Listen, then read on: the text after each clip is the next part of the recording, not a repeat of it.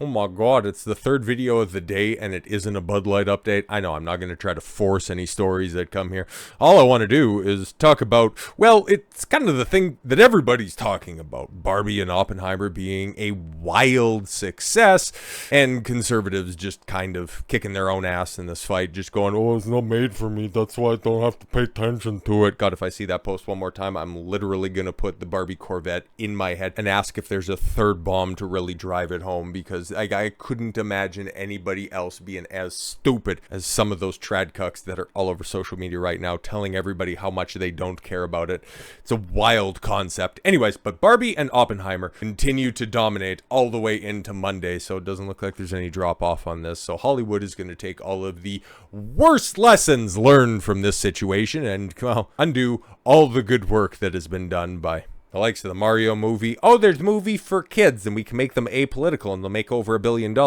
And the way the Barbie is tracking, it's going to be the biggest film of 2023, which is absolutely mind-blowing to think about. And yeah, they'll be able to double down on that assertion and also go, aha, with a heaping helping of feminism. Fantastic stuff. So completely wipe away all the good work that was accomplished by Super Mario Brothers. And then you can also see the lagging performance of Mission Impossible 7, which is, that one doesn't make a whole hell of a lot of sense. And then you can go ahead and just go, well, I guess Top Gun Maverick was just a one-off success. Now we can just go back to deriding our audiences. Oh yeah, it's going to be so good when we come back. Listen, man, I just want everything to go back to normal, but at this point in time, going back to normal requires us all to go back 20 years, and I ain't no trad cuck thinking that the solution is access to a time machine. We got to deal with the world the way that it is right now and then try to maneuver accordingly. So, what do we got?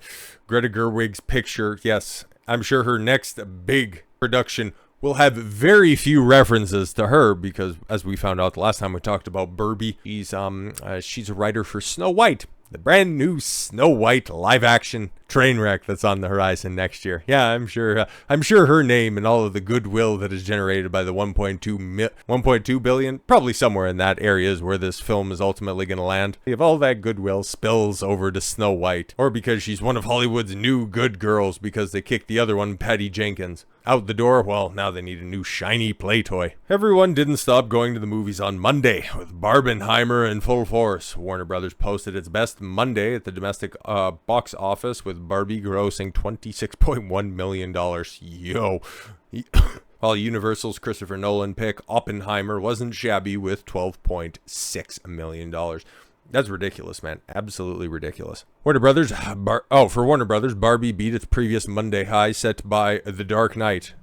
The Dark Knight, not Dark Knight Rises, but the good one, holy, which did $24.4 million back in 2008. So, adjusted for inflation, didn't quite beat it, but you know what, hey, this is a girl power message, and you just need to shut up, you fucking bigot, if you disagree. Barbie's Monday also is the best so far in 2023. We know it's going to be the biggest film of 2023 to, I guess if you've seen the odds of everything that was coming out this year, with the hindsight of the way that 2022 just kind of landed with a thud, yeah, like if it wasn't Blue Water movies, like maybe Little Mermaid was earmarked as being better performing, but yeah, that's just not going to be the case no more. Yeah, because Little Mermaid's Memorial Day. So they had a holiday there. $23.2 million. Beats that. Among all Mondays in July, Barbie is second behind Spooderman 2, which was back in 2004. Jeez. And let's be honest, the superhero films gotten much better than Spider-Man 2. Yeah, they're very few and far between. Running Coom, pause, for Barbie through 4 days. Oh, cumulative. Why not just put that? Cumulative total. You weirdos. It just makes it look like you're trying to do some even more inappropriate things with Barbie than what Greta Gerwig even did.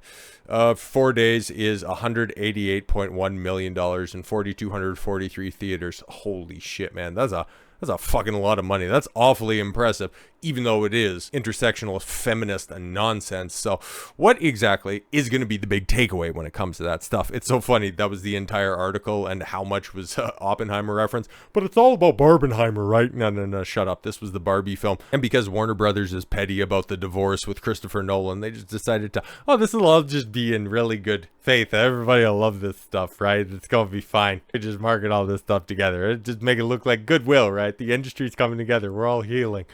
how Barbie went outside the box on her long journey to become a blockbuster. Global opening now at $356 million, according to the box office.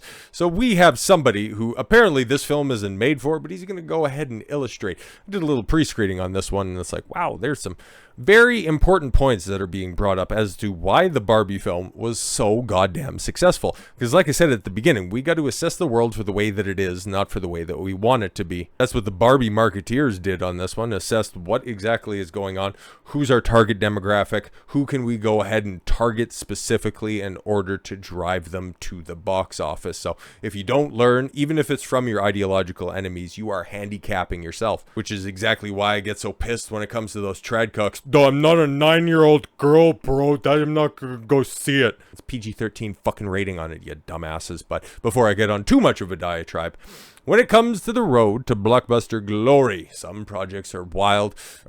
Some happen instantaneously, while others go through a long development hell. That just happens when you're working towards what's hopefully a $1 billion grossing title. In the case of Mattel's Barbie, it was a 14-year-long journey. Like, yeah, outside of the previously mentioned Top Gun Maverick, I can't really think of another film that was successful after such a long development cycle, but here we are, and it's both under the Universal banner, or at least that one started. Barbie, that is, but Top Gun on the other end, that one stuck around, and it's not going to make as much money as Barbie, which is so fucking weird. It stands to reason that the toy company would be fiercely protective about the feature to take on its 64-year-old doll that generates a reported $3 billion annually in revenue. Holy shit. But you also think about all of those straight-to-DVD releases. I don't even know all of them. I don't even know some of them. And I was an assistant manager at a movie store back in the cut. All I remember is that shit was fucking everywhere. They had an entire rack in the children's sections. Yeah, man, this IP has been milked, in every single aspect you can possibly conceive of. So for there to be a big budget adaptation and for it to be successful, yeah, it was about time. The ground was definitely laid fertile. And you can see what happens time and time and time again. Like, even if the initial offering is shit, for a long time, video game enthusiasts have constantly run up against this. With very few exceptions, normally the first offering in a big budget adaptation of a beloved child's plaything, shout out the only good toy movie. No, there's another one, but the best one, Toy Story. You gotta temper expectations. How's that G.I. Joe film franchise looking? Ugh. Product first conceived as America's sweetheart has evolved with changing times. Yeah, great. Switching up her stereotypes and outfits from prom queen to flight attendant to madman secretary to astronaut. Yeah, a lot of those changes have just kind of happened within the past 10 years or so, when kids are now just playing with tablets and smartphones more so than ever. So yeah, it just kind of seems like they're grasping at straws and you're trying to hold it up. Hey guys, look, we got all this brand new progressive stuff, and now that's what people like. Exact same follies that the comic book industry has done when it comes to the comic book movies. You adapt the stories and the characters back in the golden and the silver age, and then all of a sudden you start to do the newer stuff, and well, the comic book industry almost perfectly resembles the current superhero film trajectory. Ugh. Doll that was deemed iconic in the 1970s era of pinups like Lonnie Anderson and Farrah Fawcett endured a backlash while critics deemed her an inappropriate role model for young girls. This, despite Mattel pushing the female empowerment aspects of Barbie over time. Like, what exactly? Somebody who has a sister who did play with Barbies. To be fair, that was back in like the 90s and stuff like that, so that was like back with the last generation where they're like actually popular. So I don't know, maybe. How's the fashion a 5-quad movie around that? Oh, how to fashion a 5-quad movie around that? Well, you cast the fuck out of it. You market it to hell and back, and you know exactly who you're playing to. In an attempt to please everybody, you end up pleasing nobody. But here's what they did. They attempted to please a certain demographic, and guess what? Looks like it fucking paid off. At the end of the day, Mattel let its hair down and poked fun at and owned all of Barbie's hang-ups. Doesn't sound like that at all from any of the plot descriptions that I'm seeing, because there was nothing about Barbie that screamed kill your children and engage in consumerism and become a boss bitch. Really didn't get that anytime. Thanks to star/producer, that's what that should be, Margot Robbie. Yes, a politically acceptable blonde, even though there are so many better choices for Barbie. But she's 33 years old. You can go ahead and put one up there, and it's like, yeah, she was attractive like 10 years ago and would have been a much better pick then. But now we could just have an age-inclusive pick. Is that the best way that we can call an old bitch? An old bitch without upsetting anybody. Okay, fantastic. It worked. The movie opening $162 million domestically, $356 million globally. For Robbie, yes, Gerwig and co-star Ryan Gosling, Barbie reaped a record start at the box office. One source close to the production says, here's the first of the multitude of cringe that's in here. If you made Barbie in the 1980s, it would have fallen into the patriarchy. Ugh. Because these warped feminist minds believe that every man's an abuser, every man is exactly the way that they've been depicting them for the past 30 years. A bumbling, borderline abuser. Think Homer Simpson.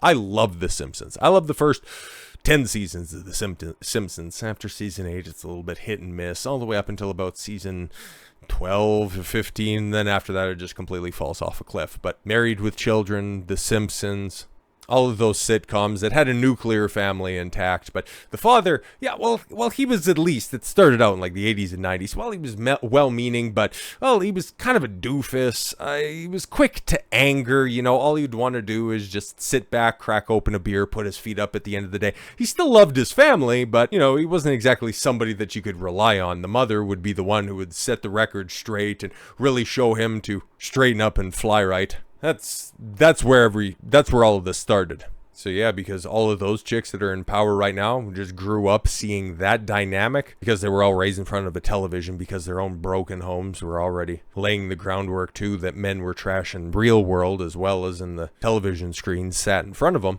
And now, yeah, they just have this caricature about the patriarchy, even though if you sat them down and you told them to, okay, go ahead and explain your experiences in the patriarchy while you're having this conversation in a nice, cushy, air-conditioned boardroom, they would go ahead and illustrate, at best, uncomfortable scenarios, but then continue to downplay what men actually do in society because they just live in gilded, little perfect existences. Anyways, Barbie first landed at Universal in 2009, going back to the movie, of course, in 2009 with The Greatest Showman, producer Lawrence Mark attached. Studio has always been gaga for the character. Yeah, exactly, knowing she would appeal equally to young girls and grandmothers. Yes, and everybody in between, because it's Barbie, okay? However, the real noise around the feature adaptation of the doll came when she arrived at Sony in April of 2014. Mattel had a beauty contest for the rights, one which they then, this is poorly written by the way, Amy Pascal led studio and producer Walter Parks and Laurie McDonald won the Sex and the City scribe Jenny Bix attached. Great, so it already started to become feminist in 2014. The intent back then was to have the movie in production by year's end. Sony was gazing at the success of Warner Brothers had with the Lego movie. What did Sony also have at the same time in production in 2014 when they had a Sex and the City writer working on the Barbie movie? They also had Paul Feig working on Ghostbusters. Weird. Parks and McDonald reportedly angled for the project to be focused on Barbie, using her personal and professional skills to step into the lives of others and improve them, almost like a modern-day Mary Poppins. That would be interesting. It'd probably still be feminist shit, but that could be interesting.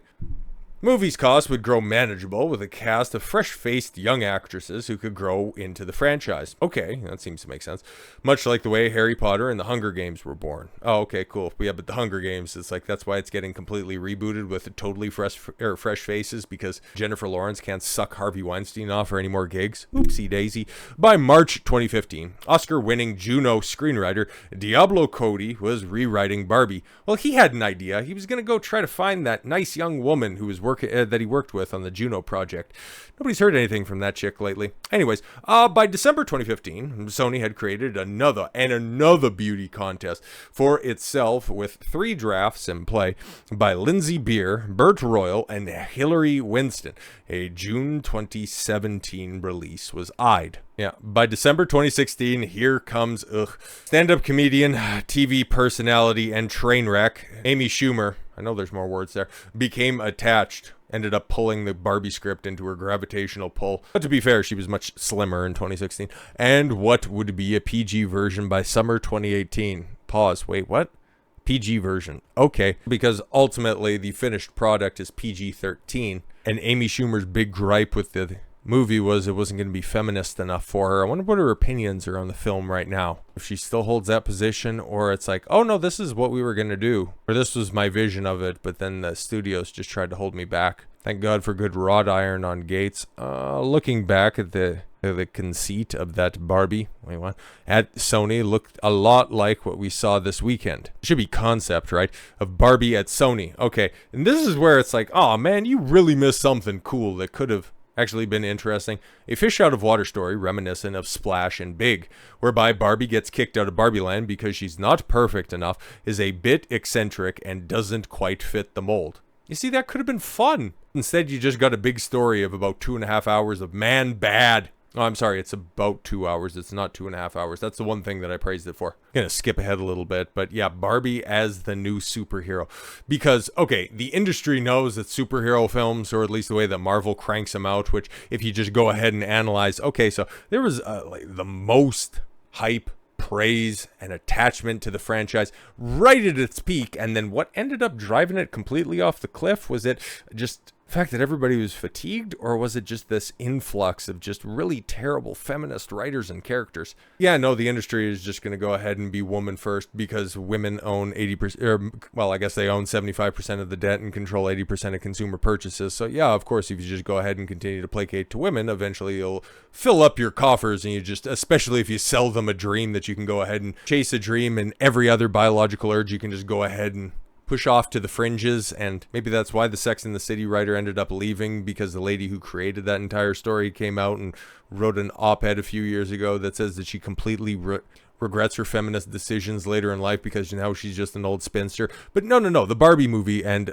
basically movies in general, can just go ahead and say that women do everything better than men, plus they can do it in heels. So Hollywood, looking for its new trend, seems to be going the route of adaptations that put women in the driver's seat. Shout out the UAE. Jaws dropped in October of 2018 when the news hit that Margot Robbie and her lucky chap were circling Barbie, and it landed at Warner's. The headlines occurred a month after Oscar-nominated Dallas Buyers Club producer Robbie Brenner, took the reins on Mattel's new film division. What happened? Essentially, the rights lapsed at on Barbie at Sony, and the new CEO and chairman at Mattel, Ynon Kreiss, Mazel Tov, wanted them in an effort to build an IP-driven entertainment company. Per sources, yeah, it's Warner Brothers. Okay, there was a time not that long ago where they were on top of the world.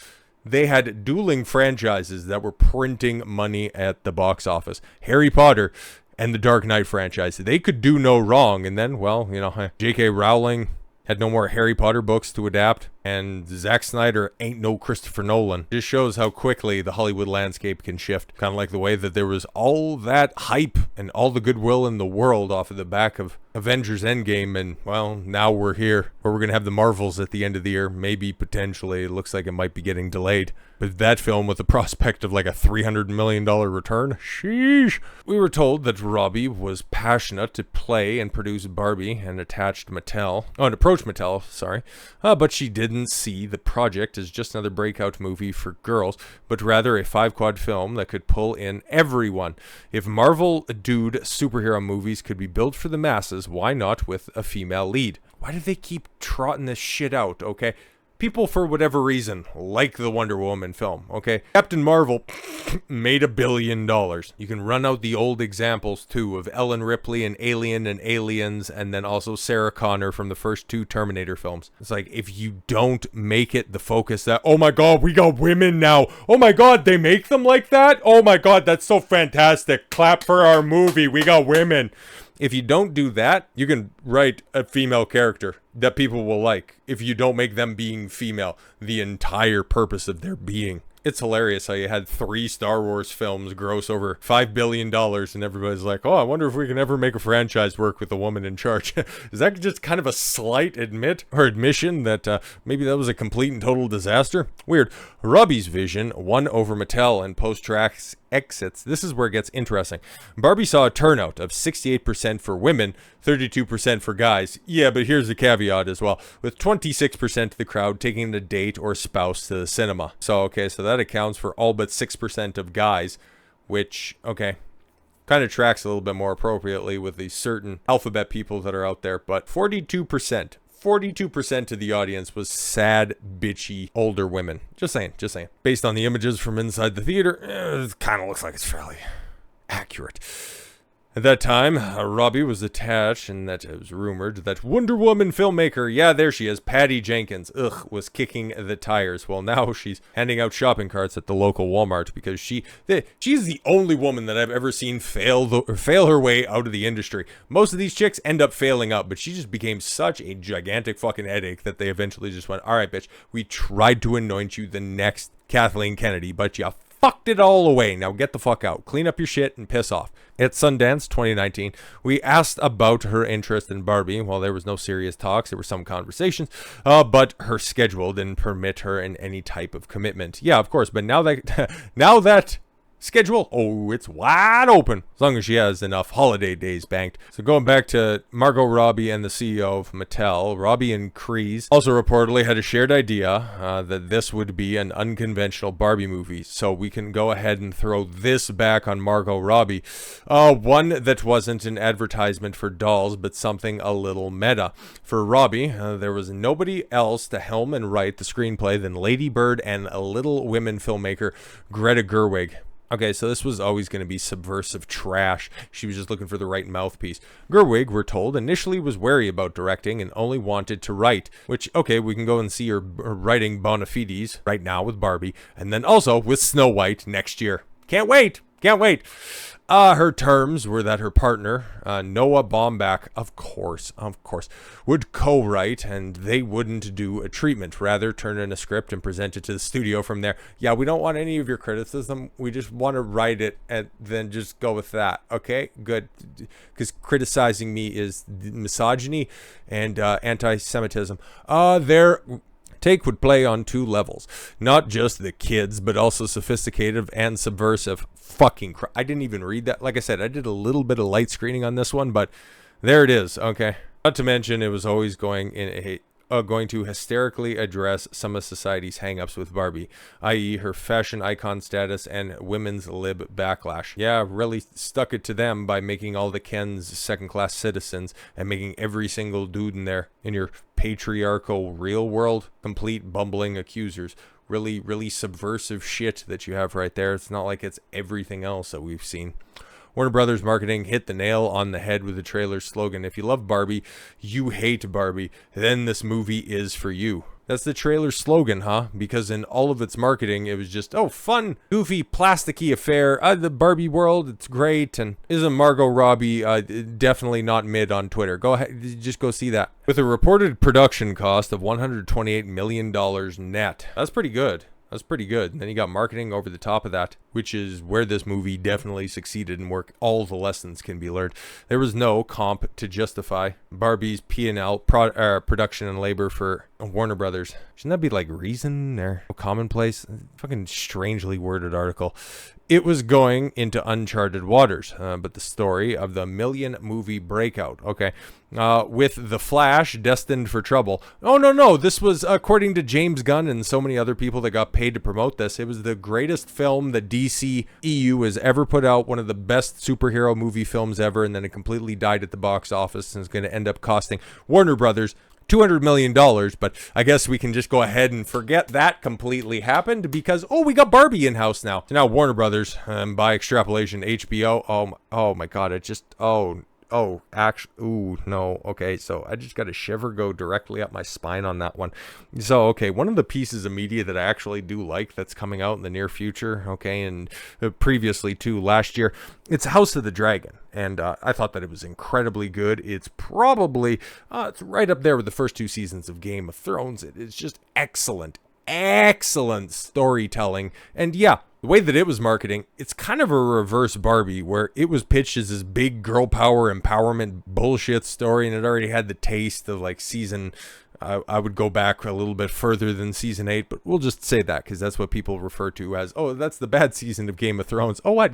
Season 5? But no, it's so many hurdles to overcome. And then you push the marketing as, oh my God, the men would rather see the world burn than to have a woman sit the Iron Throne. Meanwhile, the lasting image of Game of Thrones was a woman in charge, and what did she do to the world? All right, anyways. But nobody was looking at that going, oh, this is going to be great. And then by the end of it, it's like, wow, that was really fucking good. But because this is Warner Brothers, and because this is the same parent company that owns HBO, this could negatively affect everything that they have under their production house, which does include House of the Dragon. Fuck. Man, don't ruin that. That would suck. But at least the first season is pretty much standalone. Kind of like the first season of Game of Thrones. That's probably why it's the best. But anyways, back to this. That was a tangential thought that I needed to put out there into the world because, fuck, man, Hollywood has taken all the worst lessons from all this shit, and you fucking well know they will. But yeah, after The Flash, due to its tabloid-laden star Ezra Miller, which you guys were all fine with all the way up until the release of the film, and then all of a sudden, when was the last time you heard anything from Ezra Miller? We hear Warner Brothers Discovery CEO David Zaslav at the company retreat declared codename Barbie Summer, and that all divisions would fire on all cylinders to work synergistically to promote the tentpole, including Barbie-themed episodes of HGTV and the Food Network, which are dominated, okay? For all of the big shows that are out there, like I made mention of, like all of the ones that you can think of, okay?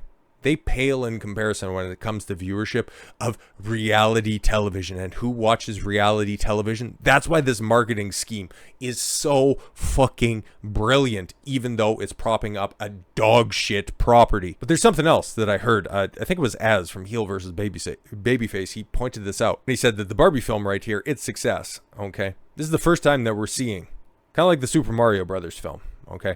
The first time that we're seeing a successful attempt in order to target women with nostalgia. Because, yeah, everything else has been successful, has basically been co-opted by the feminists, but this is the first time that a pointedly female IP is being turned up to 11 for audiences to enjoy, and we're seeing what else is working. So, like I said multiple times before in this video and many others prior, Hollywood is going to learn the worst lessons from this situation. And you know what that's going to mean? More IPs getting pillaged in order to trigger that little nostalgia itch in a woman's hindbrain, which definitely creates a bulbous opening for a Polly Pocket movie, which, yep, can confirm girls, when I was growing up, they were playing with Polly Pockets, playing with Sky Dancers. I'm waiting for the Kardashian girls to come forward and do the live-action Bratz movie, which, holy fuck, that's actually a little bit too likely to happen. But anyways, move over Barbie. Well, Lena Dunham's Polly Pocket movie,